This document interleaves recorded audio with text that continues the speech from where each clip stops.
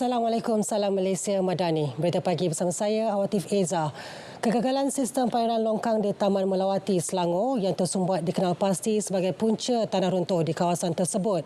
Pasukan Cawangan Kejuruteraan Cerun CKC JKR telah diarah mendapatkan gambaran terperinci situasi kawasan tanah runtuh itu. Menteri Kerja Raya Datuk Seri Alexander Nanta Linggi menyatakan pihak CKC JKR telah mengeluarkan amaran tahap bahaya kepada JKR daerah Gombak serta Hulu Langat bagi mengambil langkah berjaga-jaga. Amaran berkenaan juga dipanjangkan kepada Wakil Majlis Pembadaran Ampang Jaya. Beliau turut meminta semua penduduk di kawasan terjejas untuk mematuhi arahan pihak berkuasa bagi mengelakkan sebarang kejadian tidak diingini. Kerajaan bercadang membina takungan air tambahan sebagai sebahagian daripada rancangan Tebatan Banjir jangka pendek dan jangka panjang. Takungan air berkenaan akan mengurangkan risiko banjir kilat terutama di Kuala Lumpur. Perancangan ini memang dah ada. Cuma kita merancang mengikut kemampuan kewangan yang ada. Dan apa yang ada itu kita laksanakan dulu apa yang seboleh mungkin. Sekarang ini ialah untuk kita melihat lebih membanyakkan lagi reservoir supaya kita dapat delay kan. Bila air terlalu banyak ia akan mengalir ke dalam pond, kolam-kolam takungan dulu, kemudian baru slowly dirilis. Ini diharapkan tidak akan dapat menyelesaikan sepenuhnya tapi mengurangkan risiko berlakunya banjir besar lah. Di Kuala Lumpur, apatah lagi Kuala Lumpur ini merupakan kawasan lembah kan, pertumpuan dua sungai dan ini menjadi cabaran.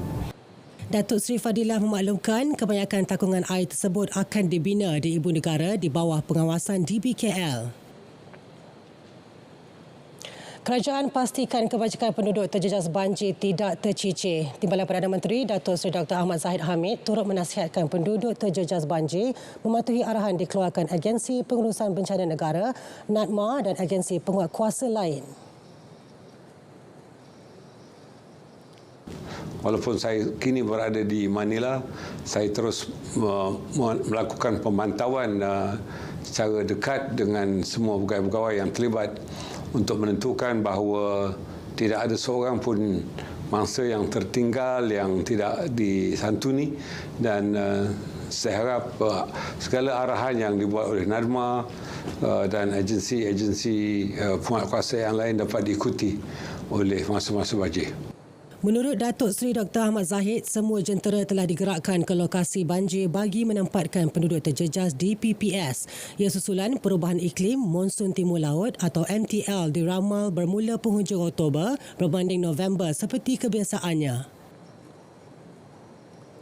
Perkembangan banjir, jumlah penduduk terjejas banjir di Pahang, Perak, Kedah, Melaka, Selangor dan Johor serta Sarawak meningkat kepada 4,481 orang. Sebanyak 36 pusat pemindahan sementara PPS telah dibuka.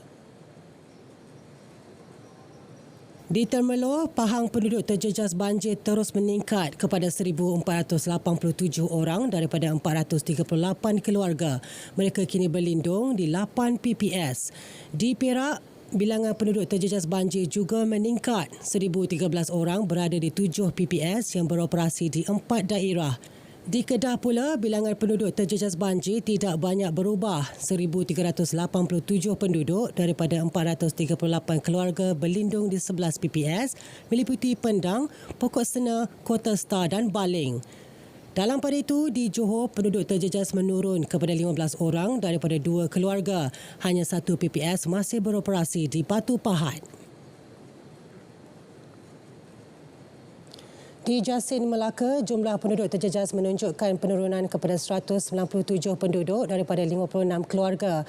Antara kawasan terjejas banjir, Kampung Kilang Berapi, Pekan Merlimau, Kampung Paya Lengkong dan Kampung Lancang.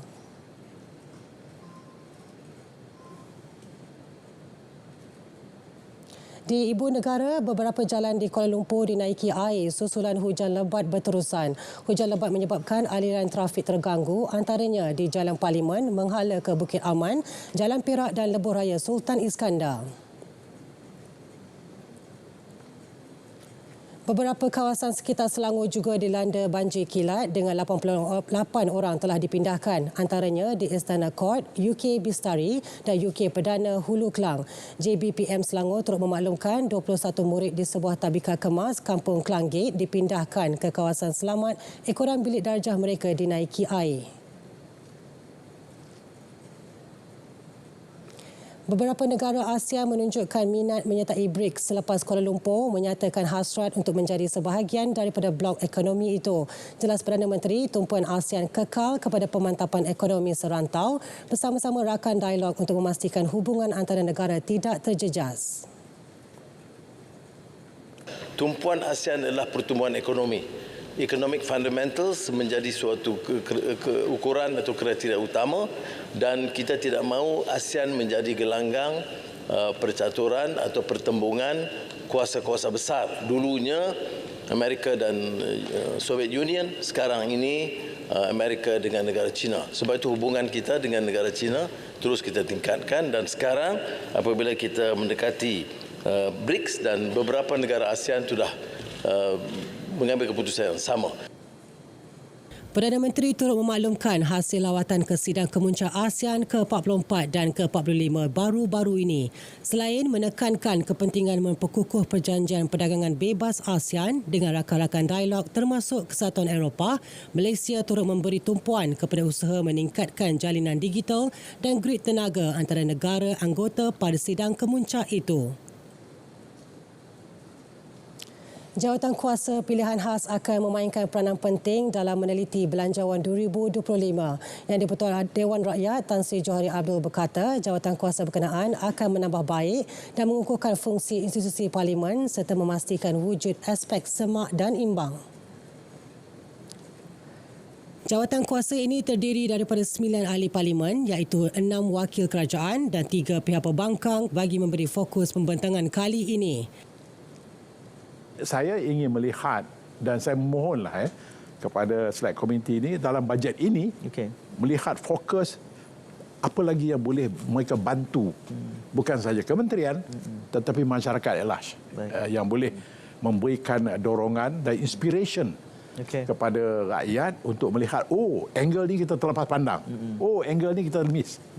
Dengan benda yang mereka bangkit dan ungkitkan ini akan disambut oleh kementerian dan juga mungkin pemerintah. Itu very important. Beliau menyatakan dalam program naratif khas Pra-Belanjawan 2025 di Angkasa Puri. Projek Dapur Digital dilancarkan bertujuan memperkasakan komuniti B40 khususnya ibu tunggal dan golongan belia melalui inovasi ekonomi digital. Menteri di Jabatan Perdana Menteri Dr. Zaliha Mustafa Wilayah Persekutuan memberitahu usahawan di bawah inisiatif ini menggunakan teknologi terkini yang membolehkan mereka memperluas pasaran melalui platform digital yang memudahkan usahawan mencapai lebih ramai pelanggan serta meningkatkan jualan secara dalam talian. Dalam tempoh pelaksanaan inisiatif Dapur Digital, usahawan mendapat latihan dalam pengurusan perniagaan serta teknologi makanan. Berita pagi diteruskan dengan edisi Sabah dari Sungai Kesegara, Palestin Pasti Merdeka. Salam Malaysia Madani.